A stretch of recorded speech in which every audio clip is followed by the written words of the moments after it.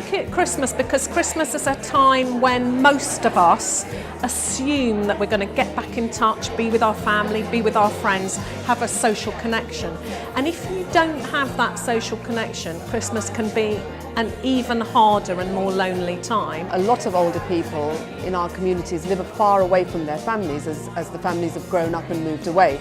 So it's a question of distance in terms of keeping them close and active and feeling, loved over the Christmas period. The main one I would say, and that's where we started, I think, for us as Christmas all those years ago, is that so many services closed down and there just isn't interaction with people. There just is nothing out there for them. Well, I guess the main challenges would be around transport, having people available to put on an event or a service. I guess engaging people in a Christmas event as well, because there may be some stigma attached to being on your own on Christmas Day.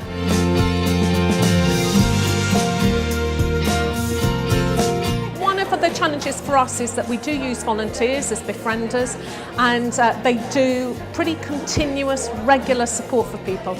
We probably find it quite hard to ask them to do extra at Christmas, because we know they want to spend time with their families, and that would go for our staff as well. So I think it's sometimes asking people to go the extra mile, or finding people who are free and happy to do additional things at Christmas. We talked about competition, how there are a lot of voices around the Christmas period for so many different causes, and it can be quite difficult to make sure that your issue or your activity or event is properly advertised or marketed within a community.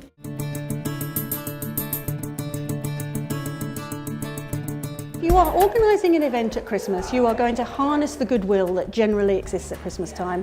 You're going to get people in to volunteer. They're going to get a real feel-good factor for it, because there is something magical about Christmas if you're in a happy environment.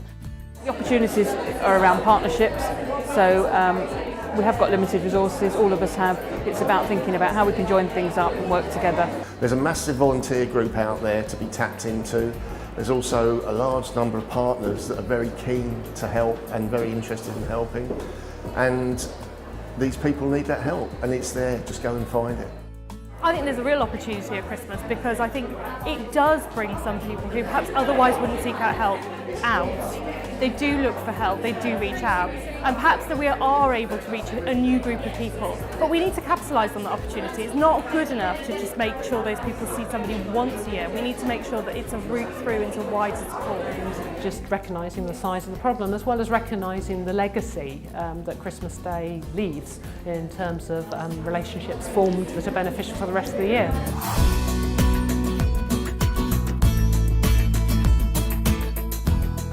Not waiting for Christmas to come and then worrying about what you're going to do to help people. It's about starting early, getting in now, planning ahead.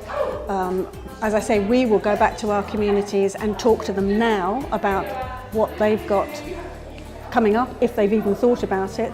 That's probably the major thing I've taken away from today, is just don't sit around thinking about it last minute. Start prepping now. I think today we have seen a real willingness and understanding that there is a need to improve collaboration around what happens at Christmas. I actually think it's really important to recognise that there are lonely people out there who want to contribute. I don't ever want us to think that the lonely are people that we've got to go out and look after. They can do their own looking after, they can look after each other. So I think what I mean is that it's not just, are you alone at Christmas? It's, have you got anything to do with at Christmas? Could you come and help run an event? I think there's been a real sense of collaboration within the room, and the need to work together and to learn from each other's experiences, and definitely a feeling of shared ideas. Maybe it's about being flexible with services and offering some variety as well, because older people themselves are diverse, have diverse experiences, and not everyone will want the same type of Christmas event. I would hope that organisations, to begin with, would just talk to the older people that they work with right now, or maybe some of the people that they haven't yet spoken to, and say, what do you actually want? Is it something on Christmas Day? Is it actually something on New Year's Eve?